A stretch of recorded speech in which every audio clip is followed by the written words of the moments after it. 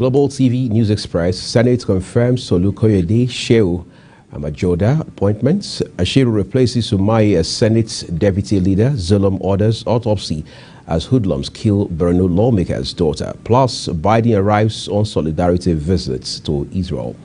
Hello and a very warm welcome to all our viewers in Nigeria and around the world to Global TV News Express, live in Nigeria's capital, Abuja. I'm Mofwebe. President Bola Tinubu has launched the Renewed Hope conditional cash transfer for 15 million households. The launch was held at the press gallery of the State House in Abuja on Tuesday, coinciding with the World Poverty Eradication Day. Secretary to the Government of the Federation, George Akume, represented the president at the event. The president had, in his maiden Independence Day broadcast to Nigerians in October 1, 2023, announced the cash transfer program, which he said would target vulnerable citizens. The 15 million households, according to the Humanitarian Affairs Minister, represents 62% million Nigerians. He said that the sum of 25,000 naira will be transferred to the beneficiaries on a monthly basis for 3 months, which amounts to 75,000 naira for each of the beneficiaries. The minister also disclosed that in no distant time, another scheme would be launched, codenamed Iyaloja Funds, which would provide soft loans of 50,000 naira to support petty traders. In addition, at the beginning of the next farming season, she said that farmers would be provided with incentives to boost their farm yields. The federal government has announced its readiness to commence the payment of 9 months backlogs to NPOWER beneficiaries who are on the program beginning from November.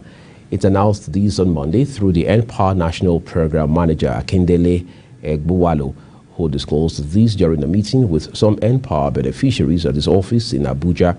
Egbuwalo, in a statement issued by the Federal Ministry of Humanitarian Affairs and Poverty Alleviation, stated that the main purpose for the temporary suspension of the program was to address all matters directly affecting beneficiaries.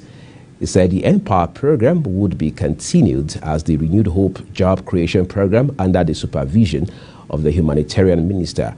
Egbuwalo said the scheme would be expanded to target 5 million beneficiaries in 5 years, where 1 million youths will be absorbed each year under the graduate and non-graduate streams. The Federal Executive Council has proposed the sum of 26.01 trillion naira for the 2024 fiscal year to be submitted to the National Assembly. The government said it was working towards ensuring that the January to December budget cycle is contained and that the 2024 budget is passed and signed before December 31, 2023. Minister of Budgets and Planning Atiku Bagudu made the disclosure at the end of council meeting presided over by President Bola Tinubu at the council chamber, Presidential Villa, Abuja.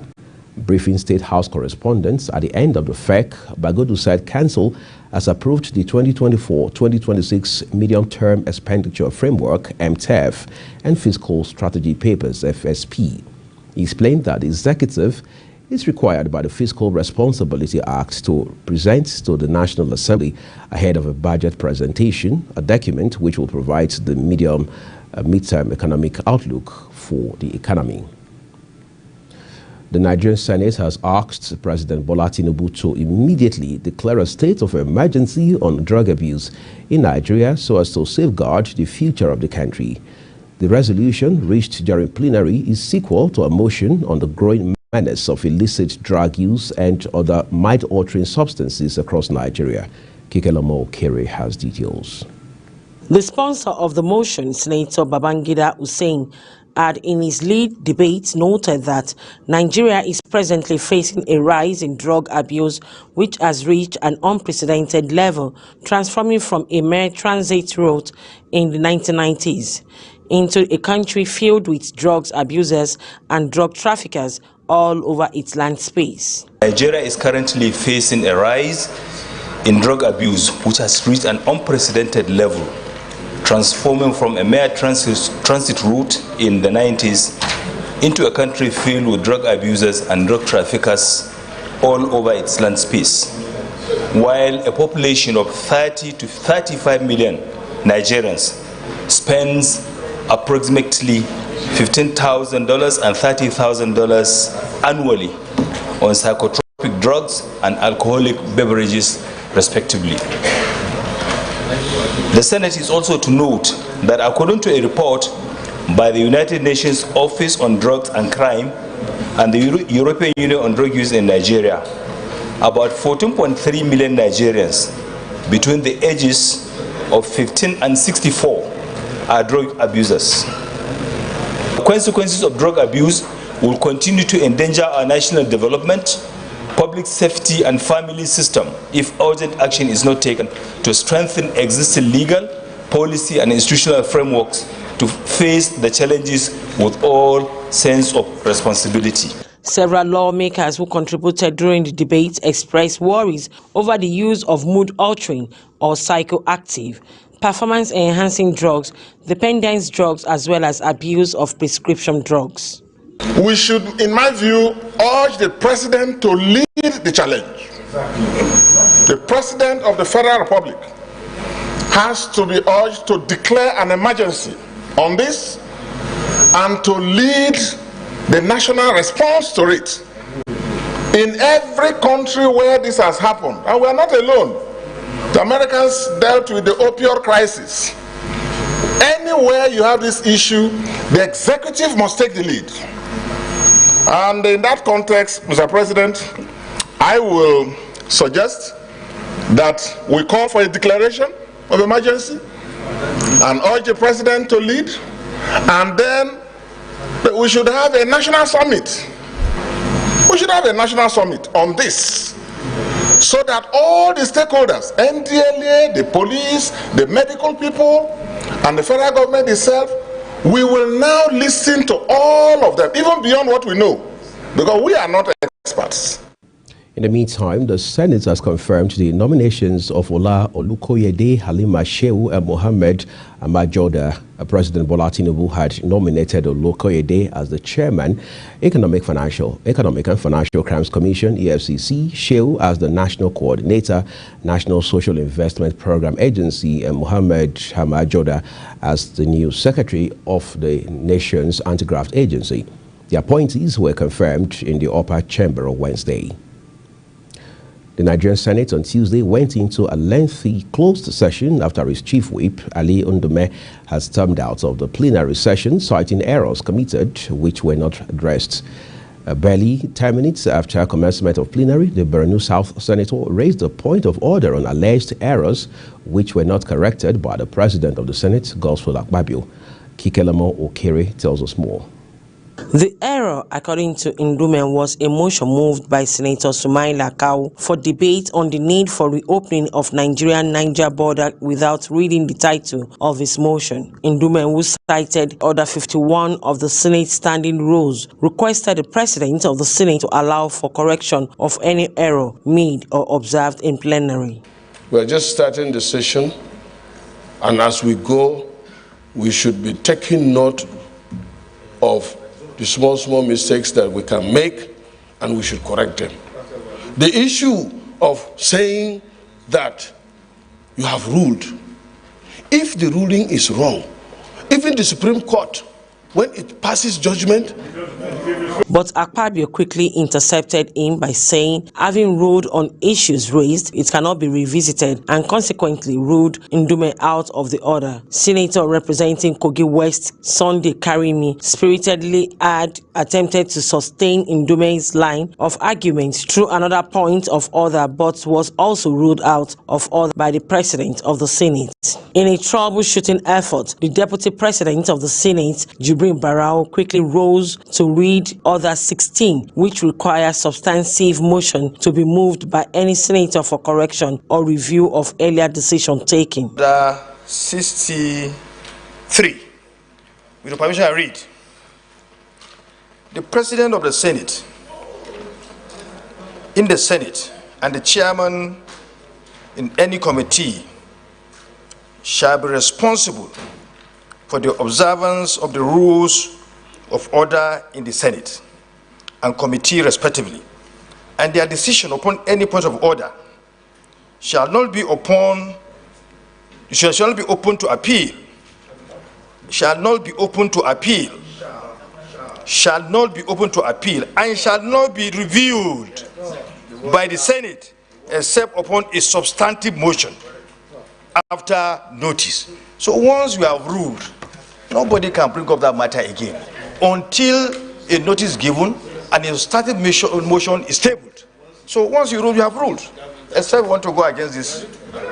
Sustaining Barrow's point of order by Akpabio infuriated Ndume by raising another point of order, Order 54, to seek for correction of the perceived error. For the Chief Whip, just as a way of, advising the Senate on the way we do things. Mr. President, this is the Senate. This is the Senate. And we should not shy away from learning. Sorry, the clerk, can I have that Order 54? But without being allowed to make a full presentation of his argument, the President of the Senate ruled him out of order again. All sequence of speeches, motions or bills coming before the Senate. So as we are coming under Order 54, this is what is written there. So I'm sorry, Leader, we rule you out of order. Angered by Akpabio's decision, Ndume packed his documents and furiously stormed out of the chamber. Kikelomo Okeri, Global Television News. The Senate saw Wednesday appointed Senator Oyelola Yisa Ashiru of the All Progressives Congress APC representing Kwara South as its new deputy leader of the Senate. The Senate also appointed Senator Owemboyi Onyeka as the new deputy chief whip. Senate President Godswill Akpabio announced the new appointments at plenary. Ashiru, who was hitherto the deputy chief whip of the Senate, was elevated to the position of deputy leader of the Senate, which became vacant following the appointment of Senator Dave Umahi as Minister of Works by President Bola Tinubu. Governor of Anambra State, Professor Charles Soludo, says Nigeria needs to get her education right in order for other sectors to take shape. Professor Soludo made the remark during a cultural visit to Minister of Education in Abuja. Global TV education correspondent Subora Usman tells us more.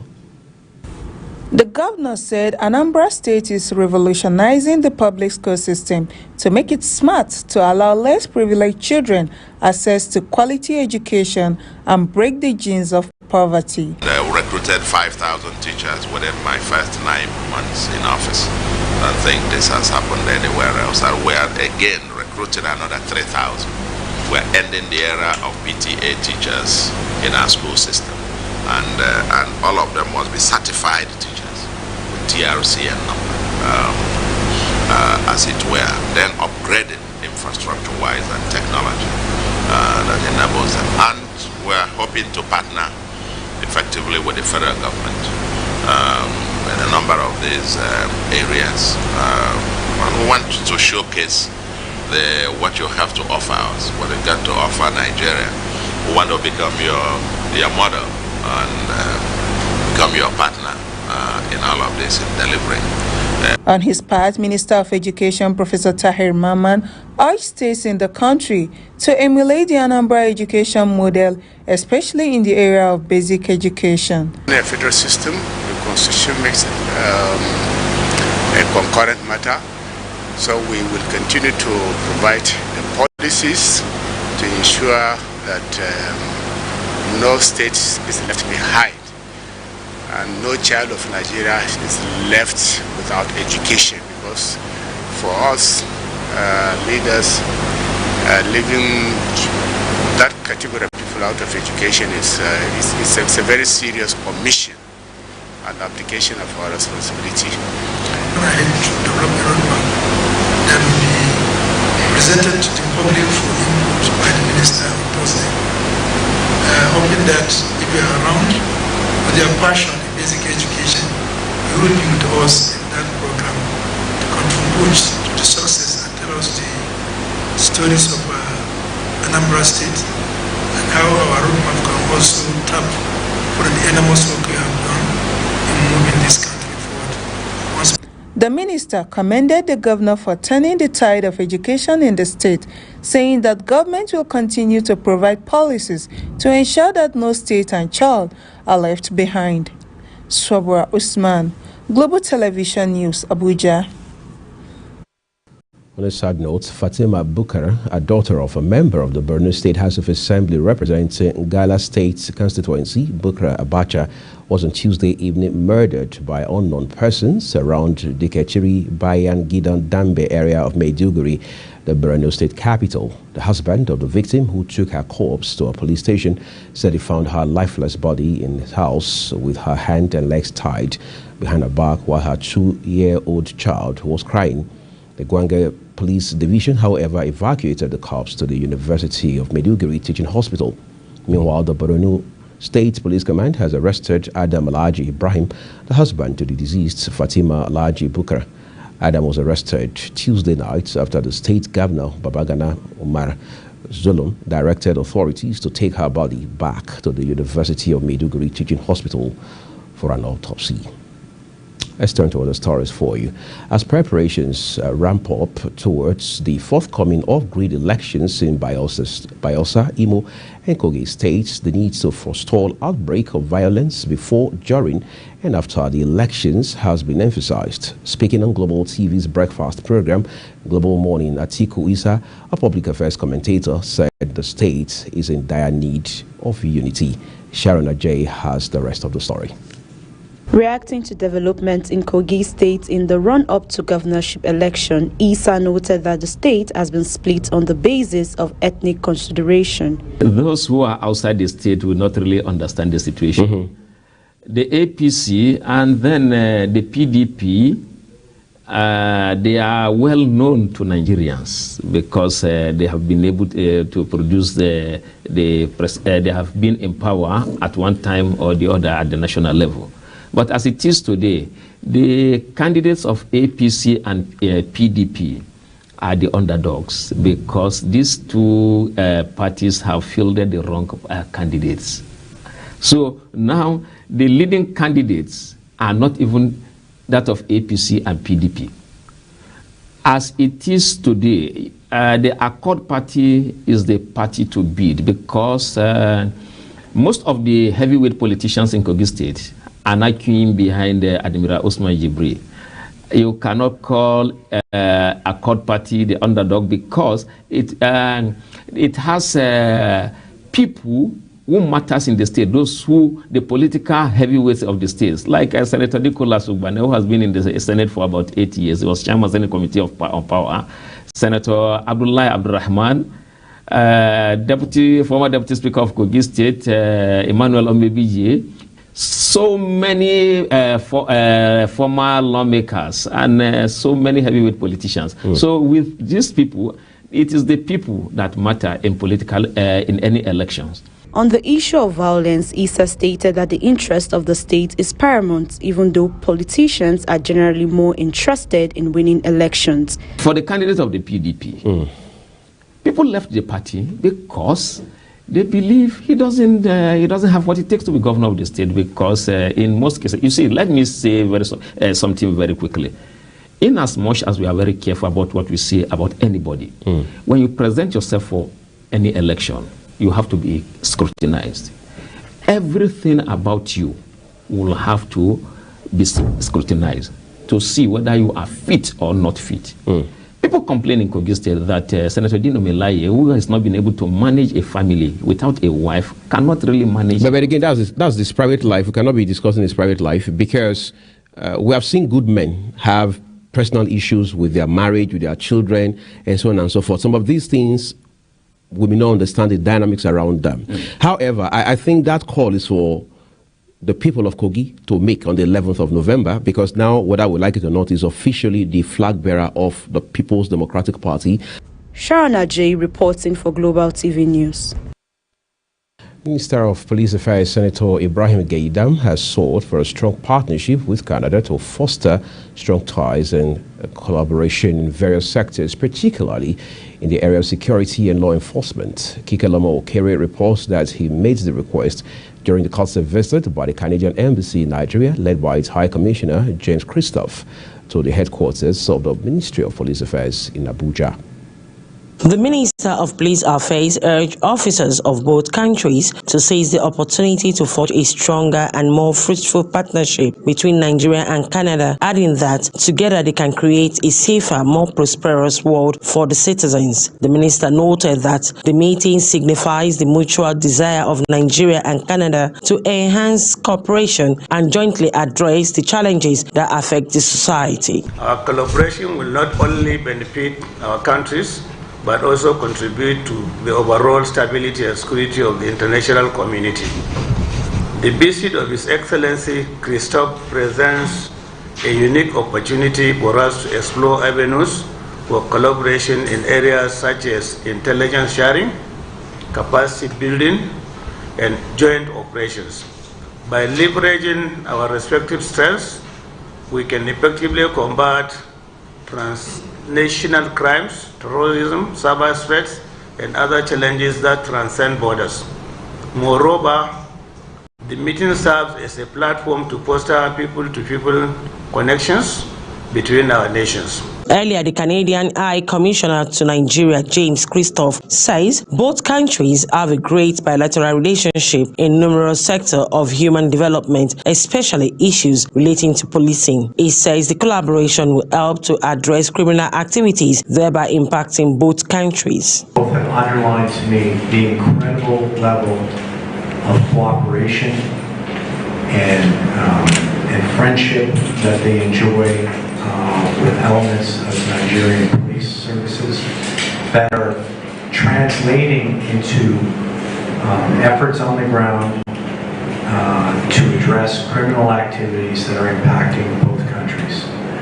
With those brief remarks, I would just say that congratulations once again on your appointment. You can continue to count on cooperation from our federal police detachment in Lagos, and to say that I am resident here in Abuja and look forward to liaising with you in person in your office as we move forward from here. And I thank you. A strong partnership in the realm of security is crucial for a well-being and prosperity of the nation. The collaboration will contribute to the overall stability and security of the international community. Kike Lomo Okeri, Global Television News, Abuja. You're watching the live broadcast of News Express here on Global Television, live in Nigeria's capital, Abuja. When the news returns, we'll take a look at sports for you. To stay with us.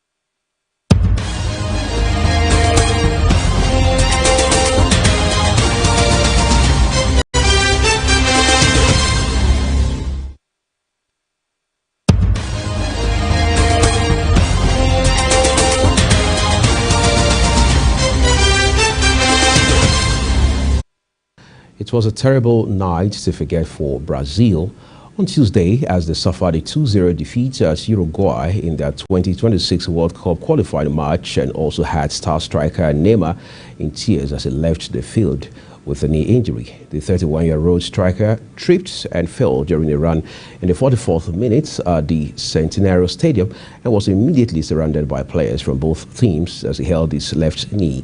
Neymar was carried off on a stretcher as he held his hands to his face while teammates Richarlison came on to replace him. Brazil's medical team had no immediate update on Neymar's condition at halftime, but team Dr. Rodrigo Lasma said after the game that the star player had already undergone tests and that more would be done on Wednesday. And that's a wrap on the news here. Thank you so very much for watching. Do remember to join us on News Cycle. I'm Muyag Mofrebe.